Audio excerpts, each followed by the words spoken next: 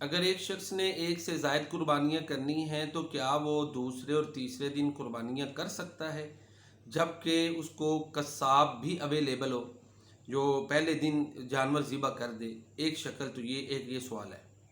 دوسرا یہ ہے کہ بھائیوں نے قربانیاں کرنی ہو، ایک فیملی کے مختلف بھائی ہیں، انہوں نے قربانیاں کرنی ہو تو لوگ باریاں بانٹ لیتے ہیں، چلو پہلے دن تم کر لو، دوسرے دن فلاں کر لے گا، تیسرے دن فلاں کر لے گا۔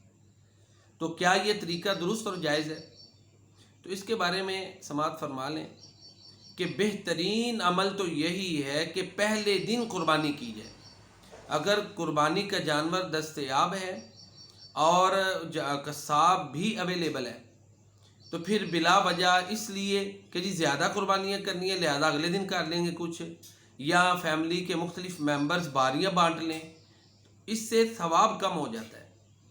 کیونکہ نبی کریم صلی اللہ علیہ وآلہ وسلم کا فرمان ہے ما عمل آدمی من عمل یوم النحر احب الی اللہ من احراق الدم، کہ عید الاضحیٰ کے دن جتنے بھی اعمال انسان کرتا ہے، نیکیاں کرتا ہے، نیک اعمال کرتا ہے، سب سے فضیلت والا عمل اللہ کی بارگاہ میں جانور کو ذبح کرنا ہے۔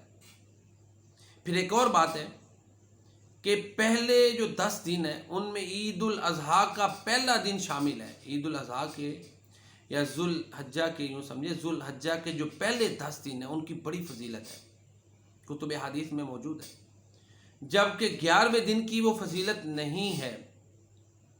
اب عید قربان کا پہلا دن جو ہے نا وہ ذوالحجہ کا 10واں دن ہوتا ہے، 10 ذی الحج کو عید قربان کا پہلا دن ہوتا ہے، تو لہذا پہلے دن جو عمل کیا جائے گا اس کا جو ثواب ہے وہ عید الاضحیٰ کے دوسرے، تیسرے یا چوتھے دن کیے گئے عمل کا ثواب نہیں ہے۔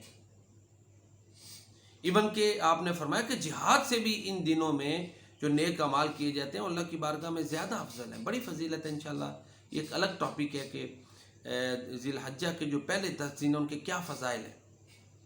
تو لہٰذا ان 2 وجوہات کی بنا پر ایک تو نیکی کے کام میں تاخیر نہیں کرنی چاہیے، جانور کے ساتھ کوئی پرابلم آ سکتی ہے۔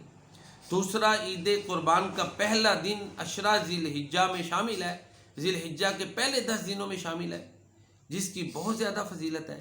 پھر پیارے نبی کریم صلی اللہ علیہ وسلم کا عمل بھی یہ ہے کہ آپ نے پہلے دن میں قربانیاں کیں اور بہت زیادہ تعداد میں کیں، اور وہ ساری کی ساری پہلے دن ہی آپ نے ذبح کی۔ تو لہٰذا ان تینوں چیزوں کے سامنے ہوتے ہوئے یا ان تینوں دلائل کے ہوتے ہوئے بہتر عمل یہی ہے کہ پہلے دن ہی جانور کو ذبح کیا جائے۔ یہ نہیں میں کہتا کہ دوسرے دن ذبح کرے گا، تیسرے دن یا چوتھے دن قربانی نہیں ہوگی، اس کی افضلیت میں، درجے میں، مقام میں فرق پڑ جائے گا۔ اللہ تعالی ہمیں جو ہے نا پیارے نبی کریم صلی اللہ علیہ وسلم کی سنن کو اپنانے کی توفیق عطا فرمائے، آمین یا رب العالمین۔